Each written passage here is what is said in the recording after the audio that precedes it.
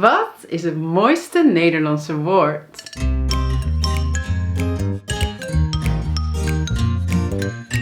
Hallo allemaal, Dutchies to be. Vandaag gaan we kijken naar 10 supermooie Nederlandse woorden. Bestaat dat eigenlijk? Mooie Nederlandse woorden? Nou, volgens jullie bestaan die zeker. Want ik heb gisteren een oproep geplaatst op mijn Instagram-account. En jullie gevraagd wat jullie het mooiste Nederlandse woord vinden. En ik heb daar super veel reacties op gekregen. Dus blijkbaar zijn er mooie Nederlandse woorden. Mooi is natuurlijk een subjectief begrip. Dus het kan zijn dat jij sommige van deze woorden niet mooi vindt. Of dat jij een ander woord of andere woorden veel mooier vindt dan degene die ik vandaag aan jullie leer. Als dat zo is, laat me dan weten in de reacties wat jouw favoriete Nederlandse woord is. En laat me anders weten welke van deze top 10 van vandaag jij het mooist vindt. En ik zal je beloven dat als jij Nederlands aan het leren bent, je vast nog niet alle woorden kent. Dus dat je weer een aantal nieuwe mooie pareltjes aan jouw vocabulaire kan toevoegen. Laten we beginnen met nummer 10. En dat was het antwoord dat het vaakst terugkwam, namelijk het woord gezellig. Ja, gezellig is een typisch Nederlands woord. En vrijwel alle studenten kennen dit woord. Je kunt het gebruiken om bijvoorbeeld te zeggen: iets was een gezellig feestje. Of ik ben gezellig met vrienden uitgegaan. En dat impliceert dat je vaak met andere mensen bent en samen iets leuks hebt gedaan. In hun gezelschap, ja, in their company, in hun gezelschap was het heel leuk. Het was enjoyable, pleasant. Het was super gezellig. En we kunnen gezellig ook gebruiken als een synoniem voor knus. Wauw, wat een gezellig huis heb jij. Het is zo knus. Very comfy, very cozy. Nummer 9 is het woord tussendoortje. Ja, een tussendoortje, dat kan 2 of eigenlijk 3 dingen betekenen. Het woord tussendoortje is een zelfstandig naamwoord. Dat is afgeleid van het bijwoord tussendoor. En dat betekent dat je bijvoorbeeld letterlijk tussen 2 dingen doorgaat. Dus tussen dingen doorlopen. Of iets met tijd, dat je tussen 2 acties door nog iets doet. Het wordt een drukke dag vandaag. Dus ik probeer tussendoor af en toe even te mediteren. Dus tussen alle activiteiten door, ja, probeer ik te mediteren. Het woord tussendoortje kan refereren aan iets wat je eet, wat niet echt een maaltijd is. Dus niet je ontbijt, lunch of avondeten. Maar tussen die maaltijden door eet je iets kleins, een snack. En dat kan zijn fruit of een Twix, een snelle jelle, ontbijtkoek. In elk geval snel iets eten, zodat je weer verder kunt. En daarnaast kan het ook betekenen iets wat je tussen relaties doordoet. Dus je kan refereren aan iemand met wie je date. Van dat is niet mijn partner, het is een tussendoortje. Ja. Of als je samen met iemand een vluggertje hebt. Ook een mooi woord. Vluggertje is een quickie. Ja, dus even snack, even snel seks, even tussendoor. Ook een tussendoortje. Dan nummer 8, het woord sowieso. Oké, ik vind dit woord sowieso echt super mooi. Het is een synoniem voor hoe dan ook, of in elk geval, in het Engels, in any case or anyhow, of no matter what. Een paar voorbeeldzinnen. Het maakt niet uit of het gaat regenen. Ik ga sowieso met de fiets. Ja, ik weet nog niet hoe laat ik thuis kom, maar het gaat sowieso laat worden. Nu je zo moe bent, gaat het feest nog wel door? Ja, sowieso! Tuurlijk! Dan nummer 7. Desalniettemin. Desalniettemin. Zo'n mooi, chic woord, vind ik. En dat vonden sommigen van jullie ook. Het kan gebruikt worden als een soort synoniem voor toch. In het Engels kun je het vertalen naar nonetheless of however. Ik zal wat voorbeeldzinnen geven. 2022 was een zwaar jaar. Maar we hebben desalniettemin veel geleerd. Ja, ik heb vaak weinig tijd.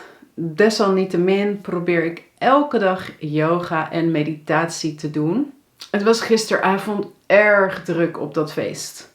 Desalniettemin heb ik ervan genoten. Dan nummer 6. Verrukkelijk. Ja, verrukkelijk. Ik vind dit vooral een mooi woord door de uitspraak. Verrukkelijk. Verrukkelijk is een alternatief voor lekker. Maar als je iets heel lekker vindt, als je iets heerlijk vindt, super, super, super lekker, dan is het verrukkelijk. Dus bijvoorbeeld, deze chocola is verrukkelijk. En het weer vandaag was zo lekker. Het was verrukkelijk. Nummer 5 is uitwaaien. Dit is een typisch Nederlands werkwoord. En ik bedoel niet dat bijvoorbeeld een vlam uitwaait. De vlam van de kaars kan uitwaaien. Ja? Nee, uitwaaien is ook een concept dat je gebruikt als Nederlander als je naar buiten gaat en het is lekker fris weer met een windje. En je gaat dan uitwaaien. Een frisse neus halen. Ja, want wij Nederlanders houden van frisse lucht. En als wij de hele dag binnen zitten, worden we echt een beetje benauwd. Dus we gaan naar buiten voor die frisse lucht. Om uit te waaien, voor nieuwe energie. En ook om je hoofd een beetje te legen. Dus een heel Nederlands concept. Kende jij het woord al of nog niet? Laat het me weten in de reacties. En hou je ook van uitwaaien? Of blijf je liever binnen als het fris is? Een ander super Nederlands werkwoord is opleuken. Ja, leuk was trouwens ook een woord dat velen van jullie gaven als voorbeeld van een mooi Nederlands woord. Maar het werkwoord opleuken, dat is dat je iets leuk maakt of iets leuker maakt. Bijvoorbeeld, je toilet is misschien saai en je gaat het opleuken met een, wat heel Nederlands is, zo'n verjaardagskalender aan de muur, kaarsjes, misschien een schilderijtje. Ja, dus je maakt het leuker. Je leukt je wc op. Of als je een boek hebt met veel tekst, kun je het opleuken met foto's en plaatjes. Nummer 3, lieve heersbeestje. Oh, wat is dit een schattig woord voor een schattig diertje. De lieve Heer, dat is onze benaming voor God. En een beestje is een synoniem voor dier, diertje. Dus a sweet lord animal. No, a ladybug. Ja, deze kevertjes hebben trouwens nog heel veel ander soort benamingen, zoals lieve vrouwenbeestjes. Dus niet lieve heers, maar lieve vrouwenbeestjes. Maria-beestjes. Deze twee refereren beide aan Maria. Oh ja, Mariator ook. Een hemelbeestje, een Jezusbeestje en nog meer namen. En zoals je ziet refereren veel van die namen aan het christelijk geloof. Want om een of andere reden wordt dit beestje geassocieerd met het christelijk geloof. Ook in andere talen. En bovendien brengen ze volgens bijgeloof mooi weer en geluk. Een ander heel schattig woord vind ik nummer 2. Tierenlantijntjes. Ja, een tierenlantijntje of tierenlantijntjes. Wat zijn dat? dit zijn dingen, versierseltjes of frutseltjes. Of nou ja, in elk geval, stel dat je een minimalistisch huis hebt. Ja, met alleen een paar meubels. Daar staan geen tierenlantijntjes. Als je een huis hebt met kaarsjes en versiersels en dingetjes overal aan de muur. Ja, die het opleuken.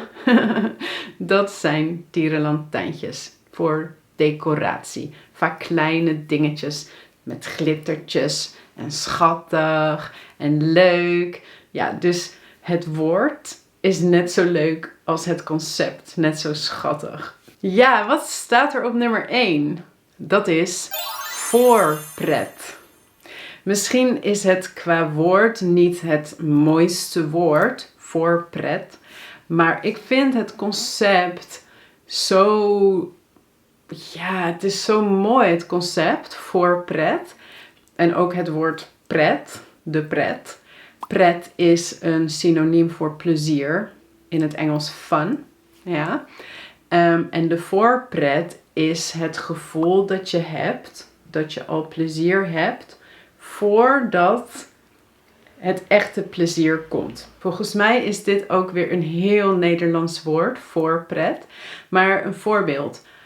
Als je op vakantie gaat, ja, dan is de vakantie zelf wordt de pret. Dan krijg je plezier, hopelijk. Maar als je al van tevoren gaat bedenken waar je wilt gaan slapen, wat je wilt gaan bezichtigen, welke nieuwe jurkjes je meeneemt, dan heb je dus voorpret.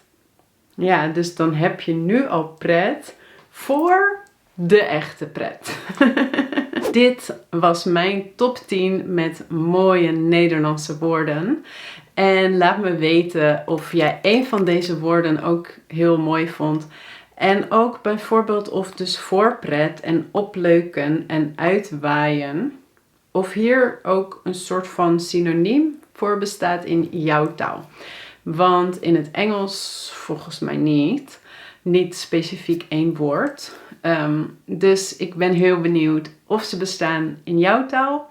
Als je deze video leuk vond, geef hem alsjeblieft een like. Deel hem met je vrienden. En als je nog meer mooie Nederlandse woorden en grammatica wilt leren, maar je was nog niet geabonneerd op dit kanaal, doe dat dan nu. Ik zie jullie weer heel gauw in de volgende video. Doei!